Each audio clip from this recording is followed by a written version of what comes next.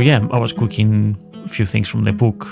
Some of them it was very strange, very alien. So I was like, yes, that sounds completely bonkers. Let's do this.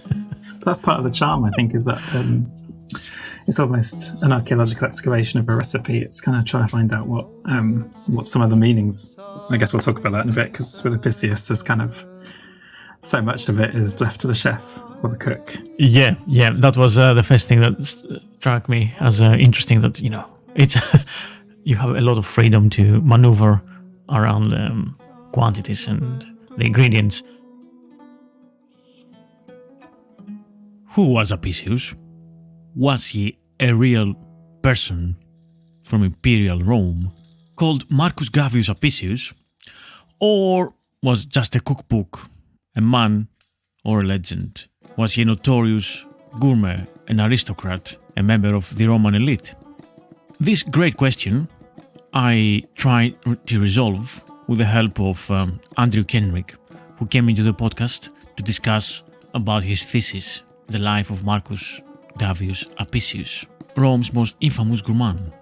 I originally released this episode more or less 4 years ago in 2 parts, so welcome to this rerun where I include everything in one episode with new editing and a new introduction and of course some extra information about Apicius or Apicius, depends how you want to call him.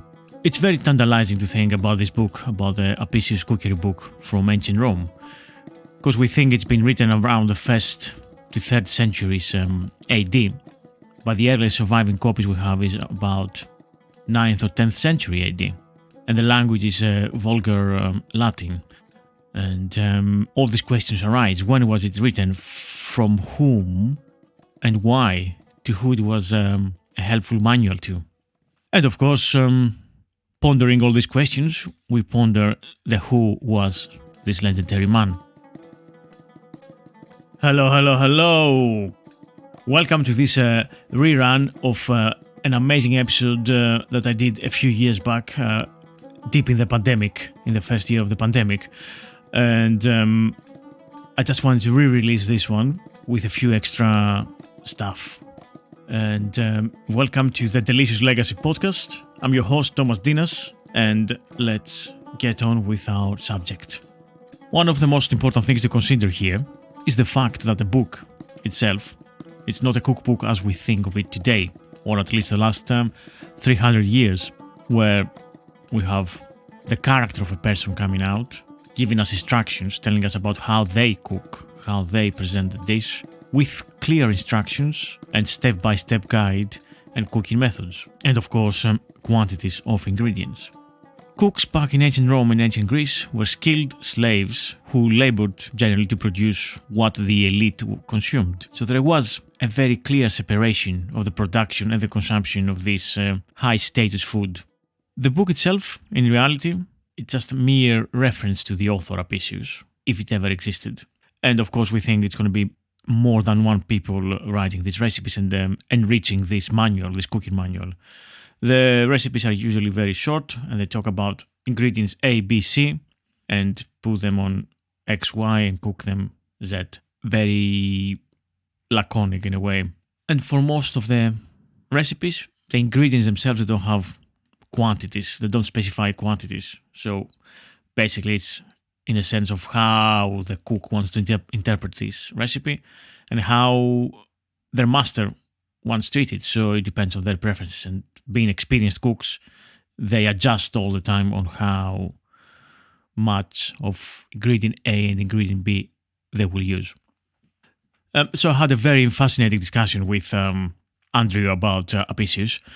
Andrew Kenrick is from University of East Anglia, and basically we talked about dining in ancient Rome at the time of Apicius, recipes from the book, what we cooked, what we love from ancient recipes, why we cook those recipes, and the whole life adventures of Marcus Gavius Apicius. Of course, the Apician recipe book, it existed in a time and a place which the Roman Empire was quite expansive, covered most of the Mediterranean, if not all. North Africa, Italy, Spain, Greece, Turkey were the main parts of its influence. So a lot of ingredients come from this core area. Of course, we have the expensive spices and the more exotic ingredients also mentioned in many recipes.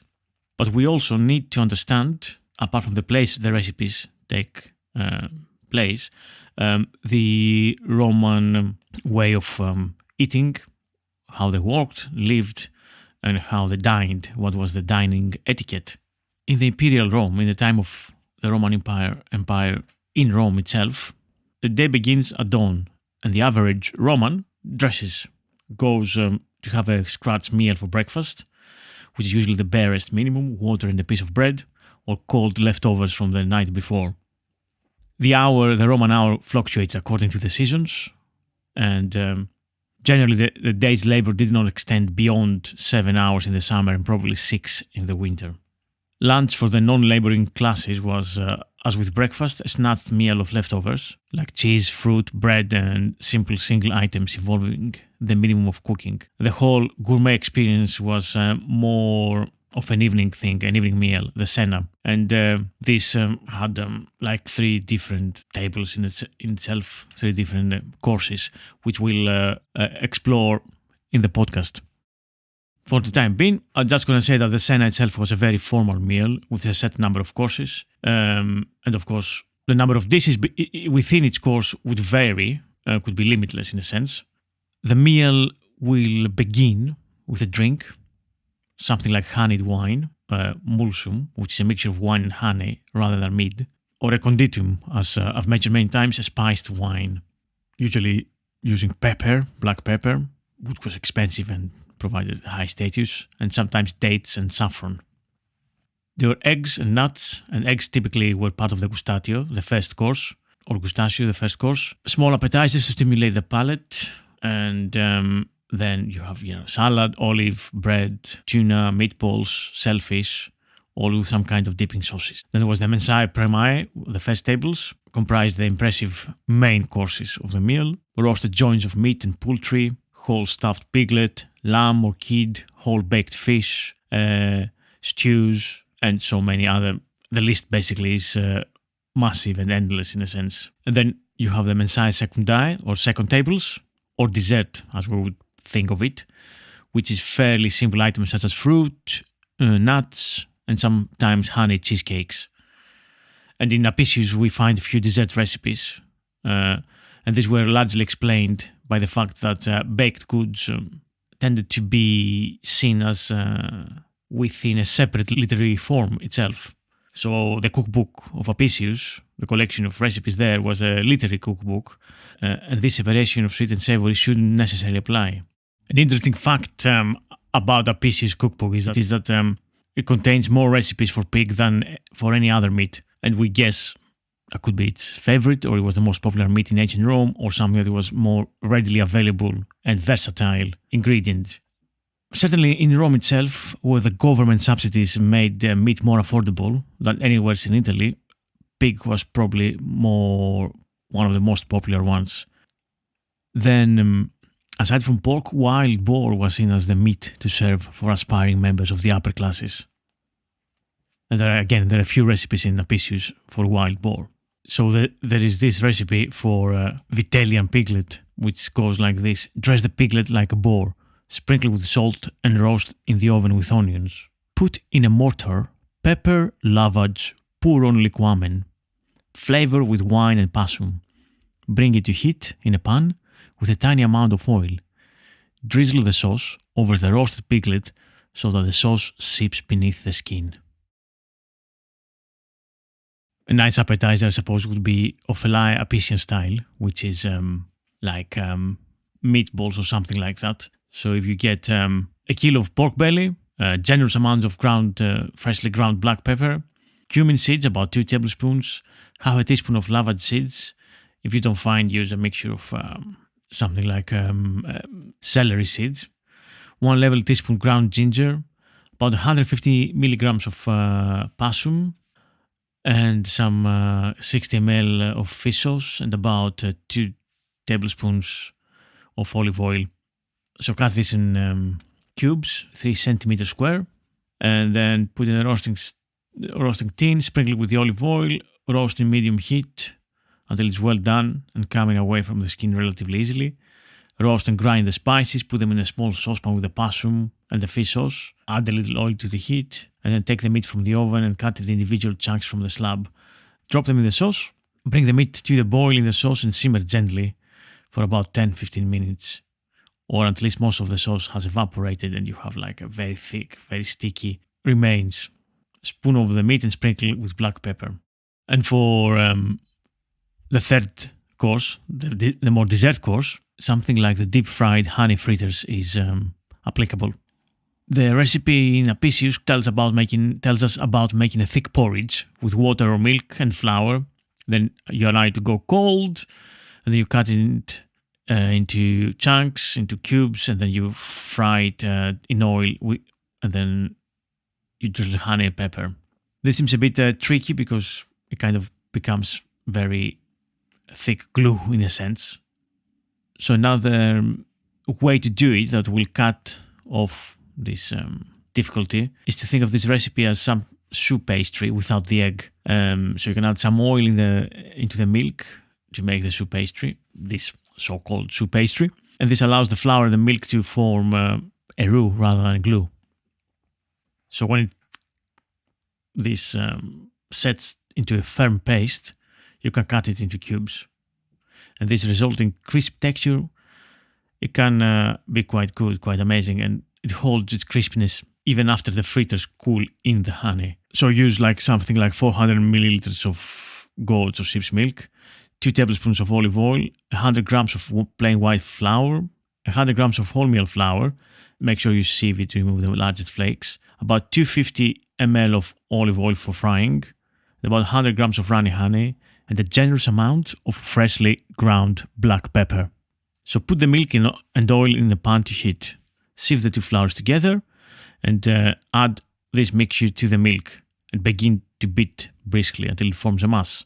Beat continuously and cook out for a few minutes. Then out into a plate, spread it into a disc and allow it to cool completely. Cut approximately 2 cm squares. Put the frying oil in a small pan and heat gently. Put one of these fritters into the oil, and when it takes on color, the oil is ready. Keep your temperature medium to low all times. Put in a few fritters at a time depending on the size of the pan. When they have the right golden brown color, release them from the bottom of the pan, because they will be sticking a little bit, and allow a minute or two for them to cook further before taking them out with a slotted spoon. Drain on kitchen paper, and then put in a serving bowl. Pour on honey on them while they're still hot, and then stir them, mix the honey so they're all well covered. Of course, as with every Apician recipe more or less, sprinkle generously with black pepper and serve immediately. So yeah, welcome to the Delicious Legacy podcast. Thank you. Pleased to be here. Thanks for joining me on this little archaeogastronomical adventure, as I like to call them. I don't know if that's a term, but well, it is now. But I like it. So how did you involved with Apicius? Oh, it's one of these happy coincidences, really, that seems to have shaped my kind of scholarship.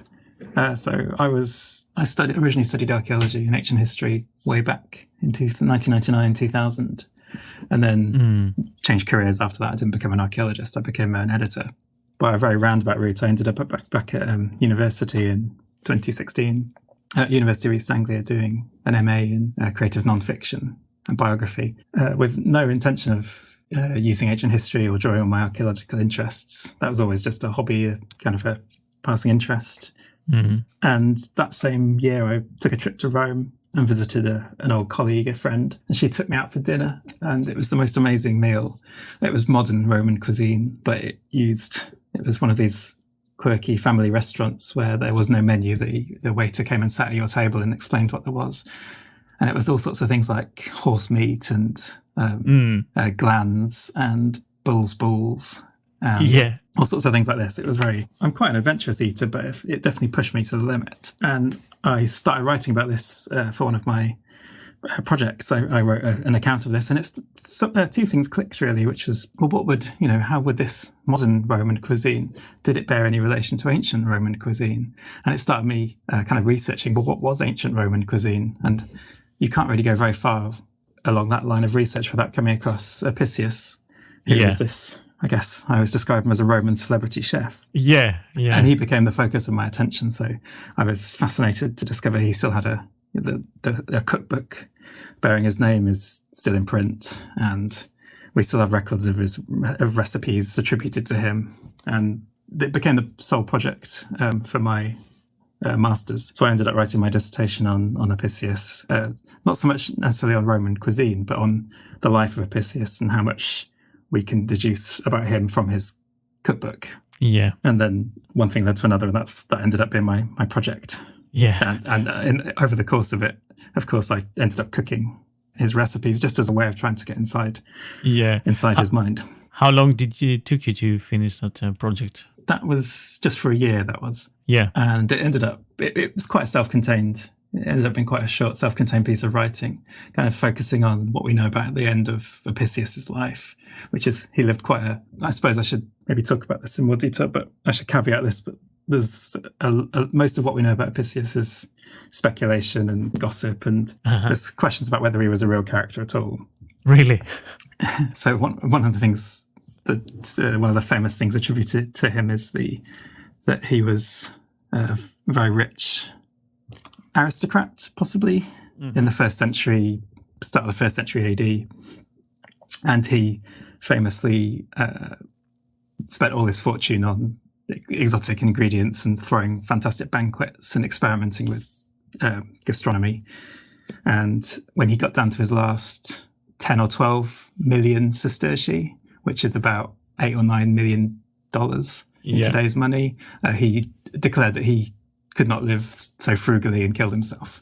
So that's kind of so I took that was the focus, the kind of rise and fall of Apicius. Yeah. And I tried to write something that might resemble a biography, kind of based on what we know. A lot of it ended up being quite speculative because we don't know a huge amount. Yeah, for sure. I mean, it's so much stuff to learn and find out about the Roman Empire at that time. Absolutely, but he's a subject very close to my heart. I do hope to go back to him as a subject. I think I just because I could spend all day writing about Roman food and talking about Roman food. Especially Apician Roman food, not necessarily. I've read your stuff, and obviously it was really nicely written and very interesting. I mean, the detail, as you said, it might not be so real, or might be a lot of elements there that they're myths. But I mean, it's so fascinating. Yeah, so many things that I didn't know. Basically, that he was friends with the emperors. The things that struck me firstly was that you called him the worst of all gourmands. I kind of laughed with that line. Why the worst? Just because I think he took it to an extreme. Really, he was. I think he was one of these extravagant characters who it definitely indulged that kind of horrific grotesquerie of overeating. Right. So it's just some of the things he would eat. So you find in his cookbook, and again I must caveat I guess we'll talk about this as well. The fact that the cookbook probably wasn't written by him. It was just either piggybacking on his fame because his name became a byword for kind of grotesque gourmandery. Yeah, but the stuff in there like peacock tongues and flamingo tongues and kind of a proto foie gras, fig fattened pig livers, which they were fattened by stuffing the pig full of figs. Yeah. And all sorts of kind of omelettes involving all sorts of offal and various types of meat all shoved together. It was all the extravagant, weird ingredients thrown all together, basically. Okay. I understand now why you call him the worst of all gourmands.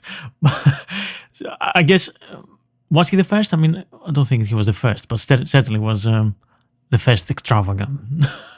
Yeah, it's kind of he definitely wasn't the first. There were the Romans in the first century BC. The Emperor Augustus had to pass a law what was called a sumptuary law, which basically limited what people could spend on money because this kind of overeating, this exotic, extravagant dining was getting out of control. So Apicius certainly isn't the first to kind of get carried away with his eating.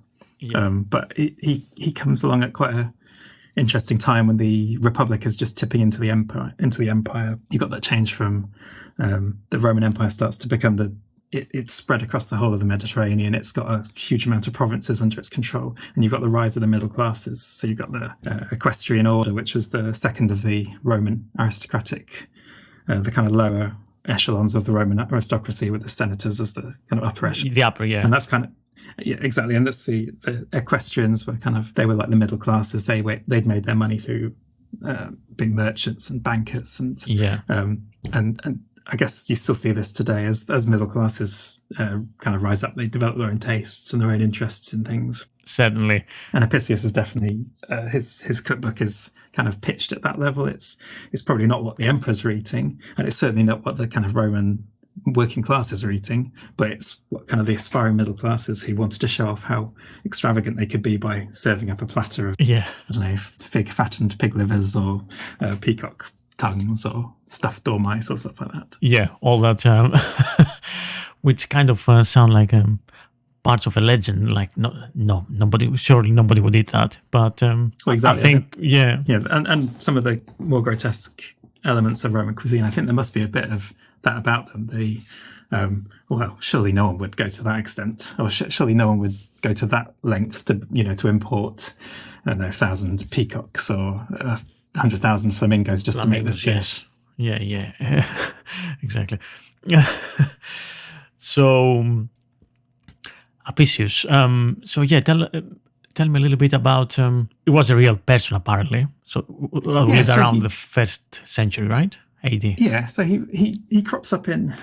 He's one of these characters who crops up in the kind of histories of other writers, quite often as a anecdote about how awful someone was behaving, or so he crops up in Suetonius. Pliny the Elder mentions him, and there's a Seneca says something about him, and there's enough people that mention him that were kind of maybe near contemporaries that suggest that he existed. Yeah, and he's quite often attributed to these various larger than life stories.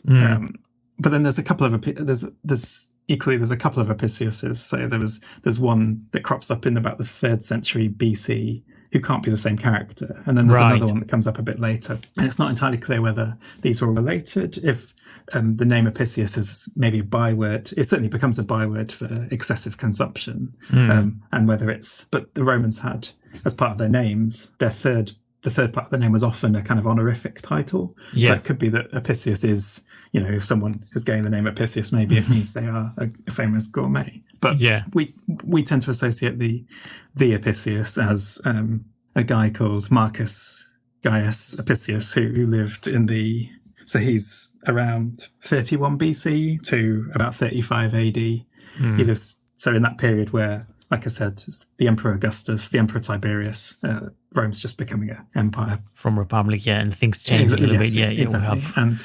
And so it's quite a period of change. It's a time where people could make quite a lot of money, and it's presumed that he was probably one of these people who made quite a bit of money. The two things we know about him, not to say for sure, but the two stories associated with him are the one about his death, which I mentioned already, and then the one about how he was in possibly his home city of Minturnae, which is down towards Naples, towards modern-day Naples. Yeah. And he was feasting on prawns, and someone told him that there was even better prawns could be found off the coast of North Africa. Tell me about this story. Yeah, I love this story. So he hustled down to the quayside. He commandeered a boat, probably spent vast amounts of money commandeering a boat, and sailed to North Africa, which is probably at this time, a 10 or 12 day journey in quite dangerous seas.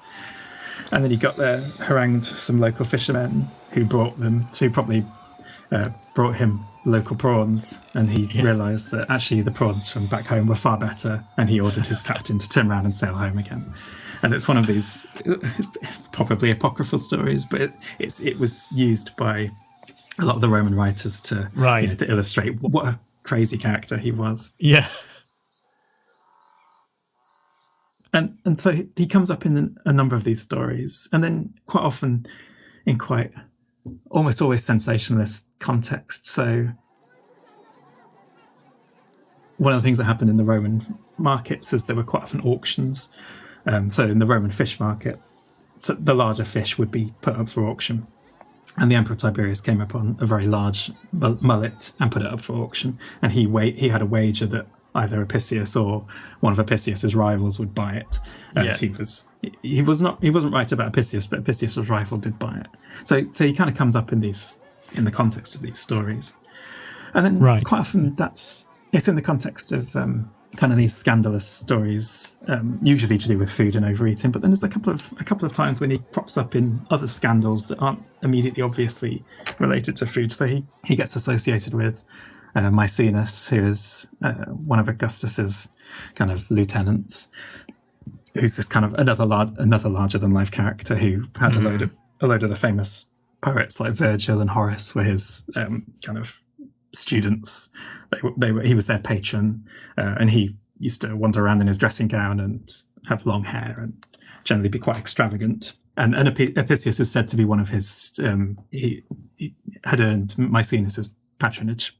And then the other character who he's quite often associated with is Sejanus, who was for a long time was kind of almost co-regent with the Emperor Tiberius. He was quite a powerful self-made man who ended up over scheming, and his downfall led to he got executed. His family all got executed, and Apicius comes up in relation to him that it's possibly Apicius's daughter was married to Sejanus. So again, we're not entirely sure how much of this is true and how much of this is supposition, but he's certainly in the first century at the centre of quite a rich series of noble contacts who may or may not be kind of involved in all these various very Roman scandals. But it's not entirely sure whether that's just because he's a byword for scandalous character, and by some of the Roman writers might think, well, if we just put a mention of Apicius in here, it will kind of add a bit more of a spice to this. Exactly. Yeah. Nothing changed really the last 2,000 years. Exactly. But he's just an interesting catch, and I found myself a bit like a archaeological detective. I'd sift through all sorts of sources, just trying to find a tantalising hint of whether he exists. I look for a mention of him here and a mention of him there. Yeah, and it's quite fascinating trying to put it together. Certainly. And obviously, one of the obvious sources was his cookbook, which again is a fantastic collection of recipes. It's the oldest. It's not the first cookbook, but it's certainly our oldest surviving cookbook. Exactly. It's the one that survives almost intact, I guess, from exactly. 2,000 years ago almost. Yeah, exactly.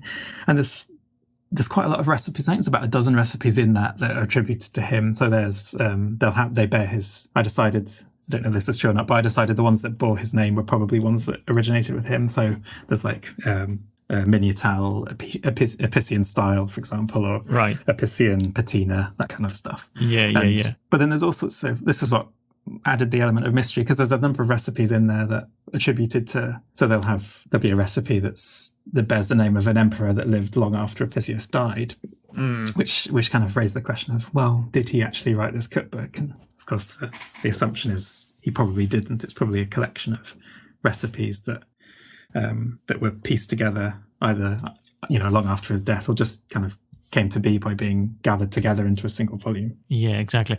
When do we speculate that this book was written, the Apicius cookbook?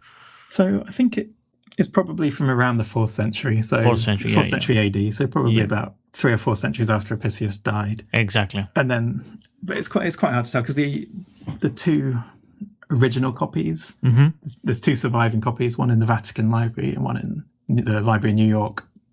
Right. But these originate there, not kind of 9th century, so quite a long time after that. I see. But the use of Latin in the books was vulgar Latin. Yes. So certainly not. It's vulgar Latin, which is kind of slang Latin. It's Latin that would have been used by working classes. The sort of Latin you'd expect to be used in a kitchen in ancient Rome, but certainly not the sort of Latin you'd expect to be used by a kind of upper middle class. Yeah, certainly a cook. Gourmet like Apicius. Yeah, so not a chef, not a gourmet, not a high class, but a slave cook probably in the kitchen. Yeah, exactly. So it's one of the assumptions that one of the accepted kind of truths of the cookbook is it wasn't written by Apicius. It was written by maybe one slave, or it was adapted from the recipes of slaves, and quite possibly from a lot of slaves over the years, almost like a collection of, a collection of recipes that might be passed down from one generation of chefs to the next and slowly added to, which is why it's got this kind of almost patchwork feel of, here's some recipes attributed to this person, here's some recipes in the style of this person, and then I put his name on the front. Yeah, and exactly. You put the name in the front and probably will sell better. Well, exactly, especially if you're a Roman, you'll have heard of. I mean, the name Apicius. Exactly. Apician was, like I said, was a byword for kind of gourmandery for a long time. So, absolutely, it's like we don't use that term anymore. Sadly, I think we use a lot of Epicurean or Lucullian, I guess. Yeah, it's full enough. I think it lasts till maybe the end of the kind of late antiquity, I think. But it would have been comparable to Epicurean, which we of course still use today. Yeah, exactly. Oh yes, man. So many things about Apicius. Have you tried to cook any of his dishes? Oh yeah, for sure. I think a number of them are in the classical cookbook, aren't they? Yeah, exactly. The classical cookbook offers a lot of recipes from the book of Apicius. So I've tried quite a few of them. I've tried them with success, let's say. Yeah, not initially, but slowly after a few times and stuff. Yeah, definitely all of them, they were successful, I think. Which ones have you enjoyed? Okay, so I've done the recipes for the sausages. So there is smoked sausages, Lucanicaya, and another, and the white sausages. So I've done them both, and they're really tasty recipes, really good. Was it the Parthian chicken as well by Apicius? Yeah, Parthian chicken it's in there. There's another thing that I started doing ancient Greek and Roman dinners about 5 years ago, like a pop-up restaurant type of thing. Okay. And so I started doing starter, main, desserts, and so on. So one of the starters I made was with cucumber dressing, which was I've made that one. Yeah. So my take was like, okay, we have the Greek rusk, the barley bread from antiquity, we know that. So I took the barley bread, the dried barley bread, and I used it with the cucumber dressing. And so, it soaks all the juices with the liquamen, or garum, with mint. I found wild meat from the mountains. I got that, the original meat, blah, blah, blah, wine, vinegar, and so on. So it soaks. The barley rusk becomes nice and moist. You have the marinated, almost pickled kind of thing, cucumber. And then on top, I put soft goat's cheese, like fresh goat's cheese. So it's kind of like a modern take on the Cretan tacos, which is with tomato and fresh cheese. Or let's say something like bruschetta, like modern day Italian bruschetta, but with cucumber and cheese. That was really successful, really popular dish. That sounds great. And I guess it's one of that kind of speaks to the collection of recipes, I suppose, because they are so multicultural in a sense. They're clearly taken, they're clearly drawing on ingredients and recipes from around the Mediterranean and beyond. And I think that sounds very in the spirit of it. Yeah, exactly. Then I've tried a few times the salad, catabia, the chicken salad, which is a bit more complicated to serve it at 30 or 40 guests. So that's kind of... Did you make it authentically? Did you use the brains, the lamb's brains? I was going to say the brains and the livers and the sweetbreads, isn't there? Sweetbreads. Yeah, sweetbreads. Sweetbreads. Well, I love sweetbread, so when I do it for myself, I use that. So no problem there. But no, when I served it in restaurants, it was without the sweetbreads and the brains. Yeah, when I cooked it, I was like I said, I can be squeamish when it comes to offal, and most of the time I applied an offal filter to Apicius's recipes. I tend to take out the offal. And of course, almost in every event that I did, we served spiced wine, because it's been going on through the ages, actually. Throughout the whole of Roman Empire and the Byzantine Empire, they served spiced wine, conditum paradoxum. So I used to make it for any kind of themed night, Roman or Byzantine, and so on. So yeah, that was like the aperitif when the guests were coming to the dinner. Spiced wine, and it works really well with having tasty honey and mastic resin, which I can find because I can go to the local delicatessen shops, the Greek ones around London, and I can get mastic from Chios, and you have nice honey and this and that, bay leaves and black pepper, and yeah, it's beautiful. I think it's a very nice aperitif and cocktail, whatever you want to call it. Yeah, it was the last thing I cooked actually, and it's it's the first recipe that appears in Apicius. So I think it's quite appropriate as the first thing. And did you obviously you had the book of Apicius, right? A cookery book. Did you cook extensively almost all the recipes, or are there too many? There are too many. The most recent translation is, I think it's 400 pages. Oh wow! Okay. Wow. Okay. There are. I probably did count them. I'll tell you afterwards how many there were. But there are. I think there's well over.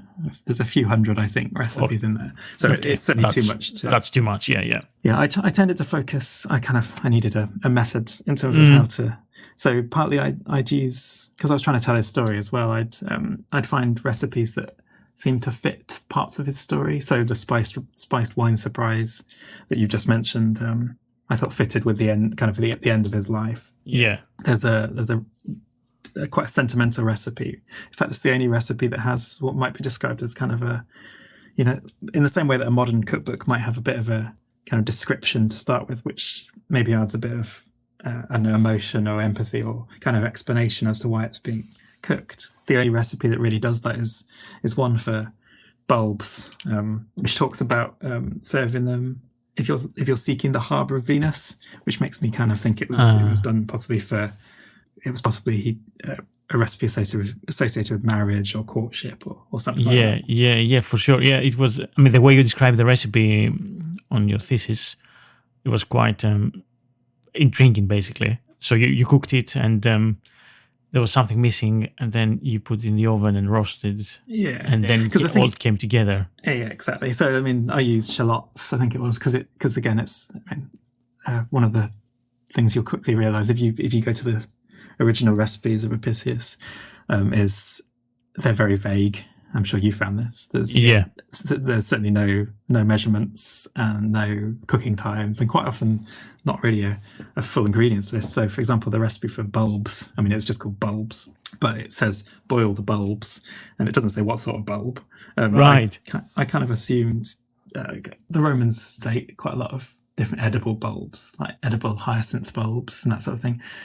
But for a lot of the times, I think you're probably a bit more dedicated than I am, but a lot of the times I was either pressed for time or circumstance in Norwich, I guess, and I'd have to make do. So part of the fun was trying to work out in what way to which corners to cut, which substitutes to make. So I ended up I think I used shallots in the end for that one. But it was this very tasty recipe in the end.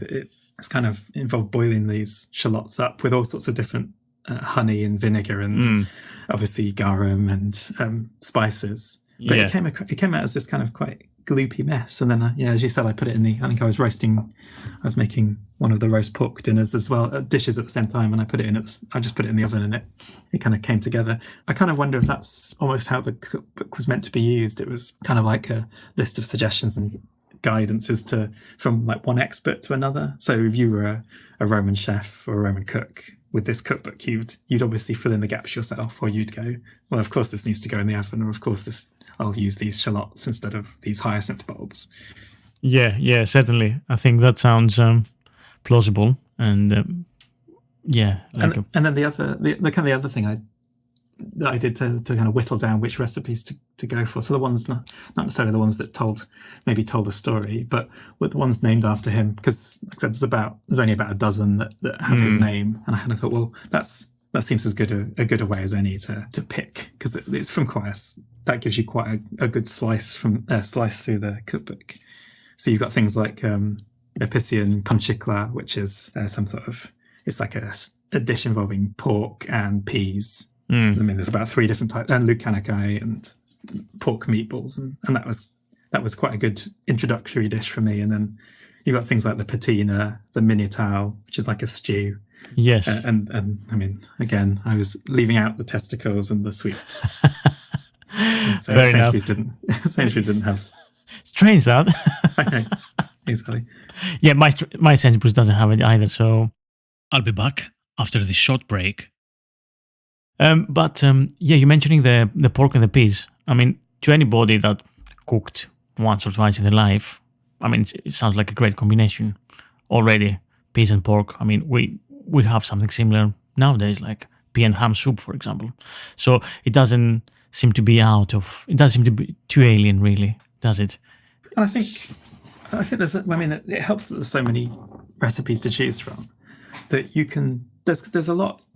I mean, like I said, there's unfamiliar as soon as if you're used to a modern recipe when you see these ancient recipes. But then there's a lot of familiar things like the pork and peas. It's cooking peas in a saucepan with a couple of different types of ham with some spices, most of which are familiar. I mean, it's ground pepper, it's oregano, it's dill, it's coriander, it's all stuff that we would. I mean, it's only occasionally you have to go out of your comfort zone and get mastic, for example, or lovage or stuff like that. Yeah, lovage is the one that it's difficult to find the seeds. Although celery seeds is apparently quite similar. That's what I ended up using as a substitute quite a lot of the time. Good tip. I'm using celery seeds sometimes, but I'm growing lovage in my garden, so I'm going to that length. But then stuff like the garum. And I think you've talked about this before. The kind of the Thai fish sauce. It's probably not exactly the same, but it's passable. It adds the same kind of umami texture that I imagine you'd have got from the Roman equivalent. Yeah. I mean, I've done a whole episode about garum, which covers all the possibilities and all the ways that whatever the archaeologists and the food historians, found and they came up with, and obviously what we know from the modern Thai fish sauce and Vietnamese fish sauce, and also I think Sally Granger did more in depth, trying to find out about garum more and all that stuff. So I was based a lot on her research about garum and how it's familiar to the modern fish sauce and so on, and also the restaurant Noma in Denmark. One of maybe the best restaurant in the world, apparently. They do a lot of different garums. So they have a book about fermentation, and in the book about fermentation, they have about 10 recipes of garum, how to make your own garum at home, and fish garum and shrimp garum and even meat garum, and they've gone to other extreme lengths of of making this fermented. Did you have a go? Did you try and ferment your own garum? I haven't yet. That was where I drew the line as well. And making my own garum, I thought it might test the bounds of my relationship a little bit too much. Yeah, because I mean, I was forcing my partner to eat a lot of this Roman cooking, and he's sometimes suspicious on the best of times of my cuisine. Yes, that's probably. You can imagine the comments from the neighbours if you had all the fermenting fish guts out the back garden. Oh God, yes. I'm looking forward to it actually. I think. Yeah, definitely. I mean, that's one of my regrets. Is I didn't really get a chance to delve into Roman bread. I think that might be there's quite a few recipes. I don't think there's not really any recipes in Apicius for bread beyond the flat bread that I think gets used on one occasion, but there certainly are recipes for Roman bread floating around that I'd have loved to have tried out as part of this project, but I never got around to. I think possibly want to come back to. Yeah. I think I definitely haven't done enough with Roman breads or ancient. It's the whole episode there, maybe ancient breads. Yeah. I think not only episode. I want to actually do some different recipes, experiment with different yeasts. Like I think they used a lot of wine yeasts or grape yeast, which was obviously more easily available in a way. So much wine. Yeah, I think a lot of you can see that in some of the recipes. A lot of it is obviously byproducts of various things. I think a lot of the sauces.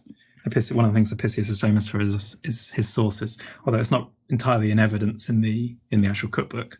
But I think a lot of that was sauces that would then go with leftover meat So they might, if they've done a big, I guess like we do today, if you've done a big pork roast, for example, you'll have a lot of leftovers. So it's then maybe sauces that are used with the leftovers. Yeah. So I mean, that's one of the two things that I think it was Appian, one of the later writers, kind of comments that he's famous for is sauces and cakes, both of which are kind of lacking actually in his cookbook. Certainly cakes. Apparently he was famous for his cheesecakes, and unfortunately we don't have a recipe for cheesecakes. I made a couple of his sauces. So I was trying to cook mullet, because obviously in homage to his the kind of story about him bidding in the fish market. In the fish market, exactly. Yeah. And there's not so many recipes for mullet, but there are recipes for sauces to go with mullet.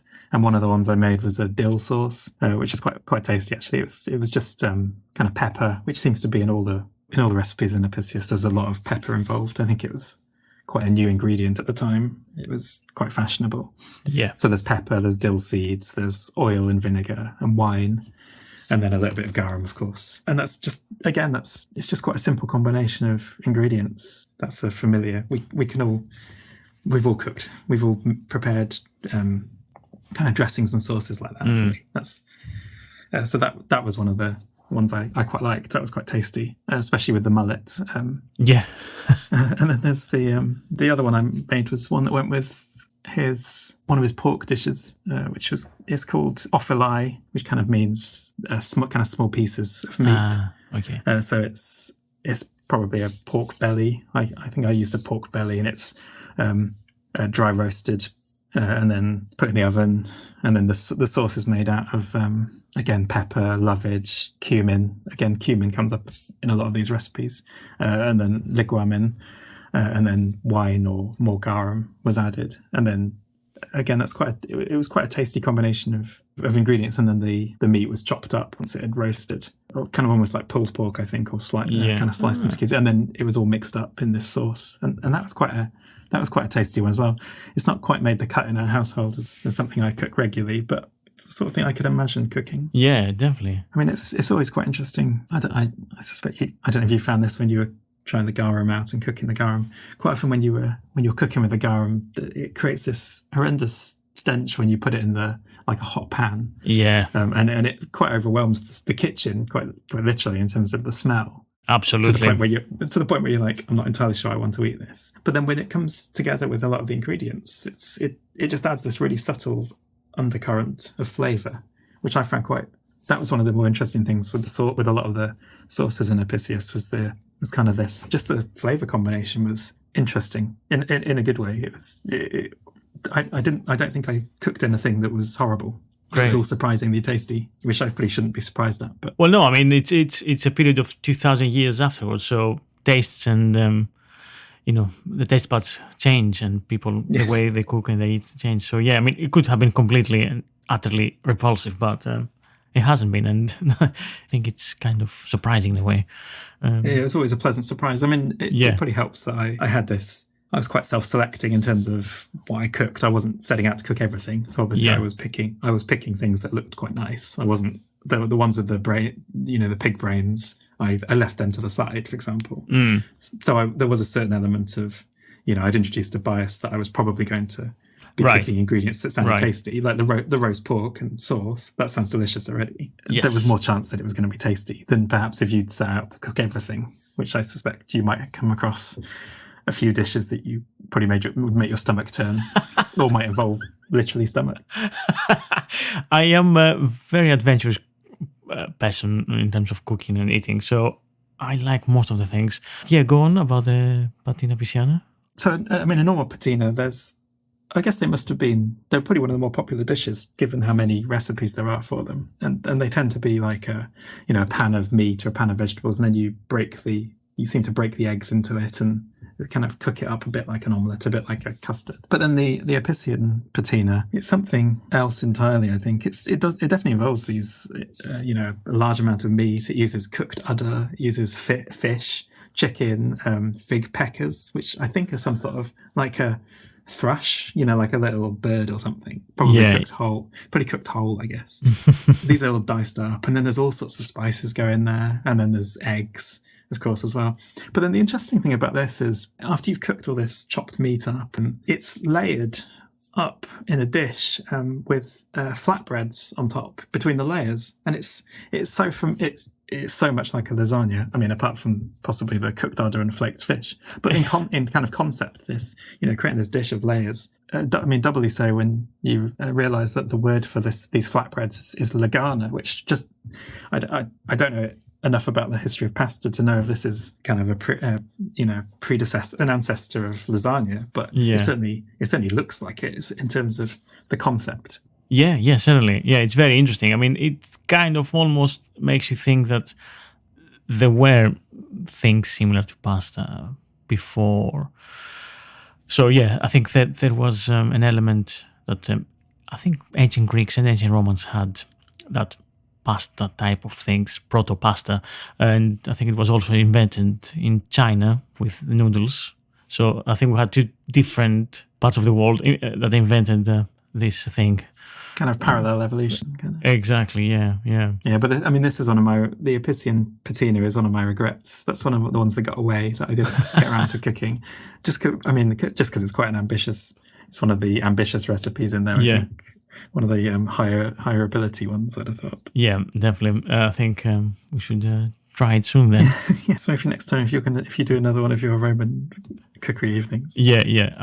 I'll have the patina Apiciana in your honor. Possibly. Yeah. It's kind of an interesting. I always think Roman cuisine is such a big topic anyway, isn't it? That this is very much, we're talking about Apician Roman cuisine. It's through that kind of upper middle class aspirational lens, which probably, I suspect, doesn't bear much relation to Roman cuisine in general. But it's certainly, because it's the cookbook that survived, it's the one we end up looking at. There is a cookbook called Roman Cookery, who I can't remember who that's by, Mark. But that tries to get to Roman cookery beyond Apicius. But I think it's such a fascinating topic, and I think people nowadays are quite experimental when it comes to cooking. I think people are more interested in food in general and trying things out than maybe they used to be. And as well, people are quite interested in the ancient world. I think it's quite a good time for people to be trying to experiment with ancient recipes and ancient cuisine. And because we have so much, so many of Apicius's recipes survive, and as a result have been studied and interpreted primarily by Sally Granger. It's quite an easy, if people do want to just try cooking Roman food or one type of Roman food, I think there's worse places to start than Apicius.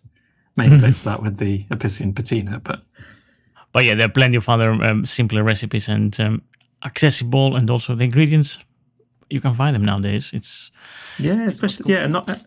You don't even have to go as far as like a deli or a specialist cook shop. A lot of most of the ingredients I found quite happily in Sainsbury's or the local supermarket. I did not have to go particularly out of my way to find this stuff, and you have to be quite flexible when it comes to, if you're using the original recipe in terms of guessing in what quantities. But like I said, Sally Granger has done a fantastic job in a couple of cookbooks now of distilling it down and working out through experimentation how much of stuff to use. And even the utensils and equipment used it's stuff you have in your kitchen already. Obviously, the Romans wouldn't have used a fan oven, but no. They'd have probably had an oven in some capacity or something that would that will lead to the same end result as stick it in the oven for half an hour. Yeah. I think they did I think it was the ancient Greeks that they invented the oven as we know it, with a closed door and so on. So I'm sure the Romans took the concept further and improved it, and for sure they would have plenty of, not every household, obviously, it's something very expensive and very energy consuming, but definitely you would have markets and outdoor food stalls and this kind of places that there will be plenty of ovens for cooking, for masses basically. So I think it's not a million miles away, most of the stuff that we can do nowadays, and compare it to what they did 2,000 years ago. And if you go to the British Museum and see the treasures from different parts of the Roman Britain, and you can see the kitchen utensils and you see what they used, and all the tableware and cookware and almost all of them, they have something familiar, something that fundamentally hasn't changed, really. Yeah.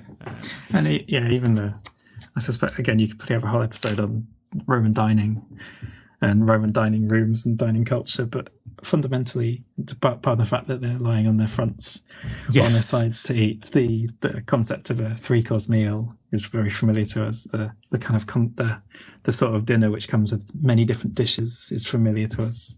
It might not be how we eat every night, but it's certainly, if you go to out for tapas or for Chinese, the concept of having lots of dishes with lots of different food stuff, sort of kind of concoctions. Yeah, that's quite a familiar concept to us. That's not an alien thing. That's it's familiar. Exactly. Yeah. If you kind of turned up at a Roman dining table, you would know what to do, possibly, mostly. Oh, I suppose they had different names. What was the name for the first course? Off the top of my head. Gustachio. Yeah, Gustachio. Yeah, Gustachio. And then the main course is Mensa Primae. Mensa Primae. Yeah, and then Mensa Secundae, which was the kind of desserts. So it's as you'd expect. Gustachio is the first course, and that's the appetizers, the start of the kind of stuff to cleanse and stimulate your palate. Yeah, whet your appetite. And the main course, the Mensae Primae is that's the main course. That's what you'd expect to get your vegetables and your meat and your fish and all sorts of things. And then the Mensae Secundae is your dessert. It's again quite familiar. There's something familiar about that as a concept. Yeah, very familiar. Yeah, exactly. Everything sounds quite modern in a way. I mean, and I don't know how much that is us projecting. It's recognizable to us, so therefore we're kind of homing in on the recognizable stuff and ignoring the stuff that's not familiar, like the dining couches or the yeah, true. Or the watered down wine, I guess. That's another thing. Yeah. Yes. Yeah, I suppose. Yeah, I haven't tried that one. I guess in that respect, I'm barbarian. You'd be considered a barbarian, I think, couldn't you? You'd drink your wine neat, unmixed. But on my defense, I have always a glass of water next to my glass of wine. So there you go. It's like the spiritual successor. Yeah. I'm reading now that diced watermelon dressed with mint and pieces of cheese and bread. I mean, that's something like you'll find as an entree in a canapes in a modern table. Really, watermelon mint. Yeah, perfect. It sounds modern. Yeah, exactly. And there's the some of the ones. There's a recipe for. It's like eggs. It's a bit like deviled egg. Deviled eggs. Yeah, exactly. There's very similar things that we use as starters. I love it. Yeah. I don't know. I mean, I find it so fascinating. I always think it's quite interesting. I've been to there's a couple of places I've seen. I've never been to one yet. It's one of my goals. And there's a couple of restaurants named Apicius, both in this country and in Italy, and actually in Tokyo. I've happened to walk past them. Really? I always think that's quite interesting that there's still that kind of legacy of, even though we might not use the word Apician anymore, there's still that that concept that Apicius was this gourmand, this kind of grand ancestor of haute cuisine that still lives with us, even if it's ever so slightly in the names of a few restaurants here and there. I always find that quite interesting. I always think there's a later Roman writer, Tertullian, refers to Apicius as the patron saint of cooks, and I always think that's quite a nice way of thinking about him. Possibly, even if he, for whatever we don't know about him, there's certainly enough smoke. There must be there must be enough fire of that he must in some way have been involved in cookery or gastronomy or cuisine in some fashion for his name to become attached to the cookbook, and then to have this reputation that's survived 2,000 years. Yeah, exactly. I could talk about Apicius for great lengths of time. I find him quite an interesting character, and the Roman cuisine I just find it's just interesting. It's one of my kind of pet projects, I guess. Yeah. I mean, so one of the things, obviously, they had different kinds of vegetables. Obviously, they had onions, but as you said, they had lots of different edible bulbs. You said, yeah. What else? Hyacinth. Hyacinth. Yeah. What else did they have? Have you found out really any other interesting edible bulbs that they had? Yeah. So They all sorts of bulbs really. So quite a few of the flowering bulbs that we would obviously we wouldn't eat anymore. So the bulbs of the lily and the squill. Do you think so? Yeah. Which certainly in some varieties are edible. I don't want to say that all lily bulbs are edible, but and then of course they'd use like garlic bulbs. I think would still crop up in Roman cooking, I think. And then the grape hyacinth is the type of bulb that they consider an aphrodisiac, which I think is why it was probably the bulb used in the recipe for bulbs I mentioned earlier, which talks about Venus. Yeah, and they're actually still the grape hyacinth is still used in. It comes up as part of meze in southern Italy and Greece. I think it's. Is it Volvae, I think, in Greece, I think it's called? Yes. And, yes. Of course. Lampascioni, I think, is in southern Italy. Yeah. You see, you forget these things because obviously I've lived here for so long and yeah. Of course, yeah. Now you mention it. I think they had parsnips, right? Parsnips, which I don't think we eat nowadays in Greece, or I don't think I've seen them in Italy either. No, it's not. You don't tend to associate it, do you, with Mediterranean cuisine. Yeah. Certainly, I think of parsnips as kind of hearty northern dishes, and I think parsnips were imported from Germany originally. I think. Right. I think it's one of the Tiberius, the second emperor Tiberius, imported parsnips. It was his luxury or something. Yeah. Some of his luxuries leave a lot to be desired, but he had a thing for cucumbers as well, I think. And then carrots were used, but only modern carrots are orange. I think in Roman days, carrots would have been purple, or a variety of colours, but they'd have associated purple, purple carrots as when you think of a carrot.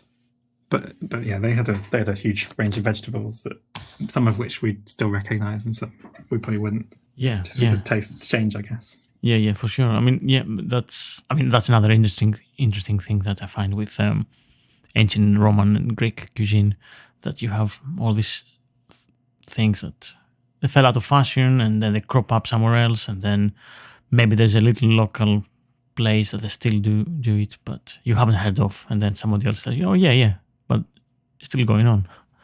Yeah, exactly. Yeah, of course. Did you find with Lacanicae, for example, because that crops up in Apicius quite a few times, did you find they were quite familiar because you made them, didn't you? Yeah.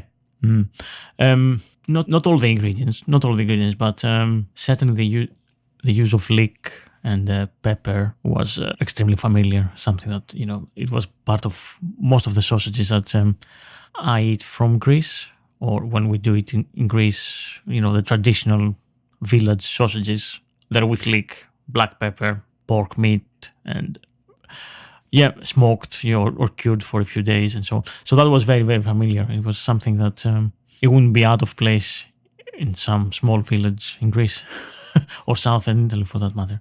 Yeah, one of the most extreme lengths I went to for when I was researching this project was I did a butchery course, right, with a local kind of butchers and charcuterie in Norfolk. So I learned how to make sausages from scratch, but also how to properly carve up a pig and all sorts of things like that. Which was it's one of the reasons I wouldn't necessarily advocate going to that length, but there's something about actually getting hands on with the recipes that I think lets you understand the kind of mindset, right? The people that have written them, the people that were eating them. Just because there's an awful lot of difference between us and people that lived 2,000 years ago. But when you're in the kitchen, you're cooking things largely in the same way. You're carving meat or you're preparing meat. It's fundamentally unchanged on a certain level than it was 2,000 years ago. When we're still eating with the same. I know we said tastes have changed, but we're fundamentally eating with the same equipment, quite literally with our tongues, with our taste buds. That when the recipe's asking for pepper and cumin and parsley and bay leaf and all that sort of stuff, I think it connects us on that kind of across time, because we're experiencing the same thing as they were experiencing, and there's not many things that you can do that with. No, for sure. Studying the agents. I agree with that totally. I think that's the most fascinating thing, I guess, from studying these recipes and actually cooking them. Yeah, it connects you with the past, totally. It's like a time machine. I don't think there's another equivalent that takes you so close to the ancient past.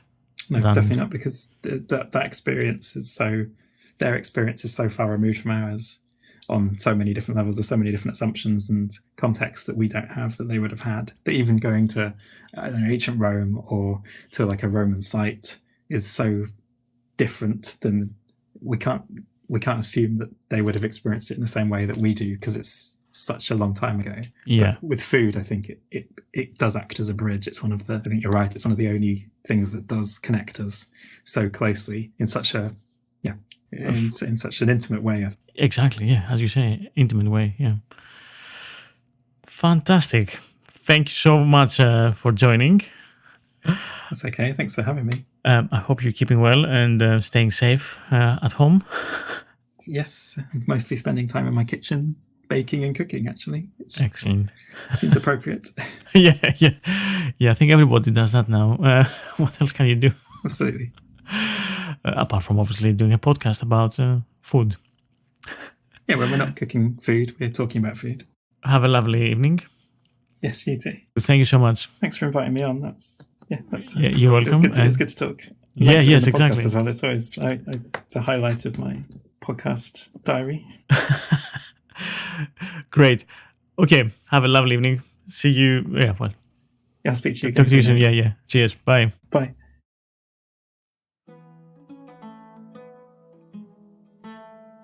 Thanks for listening.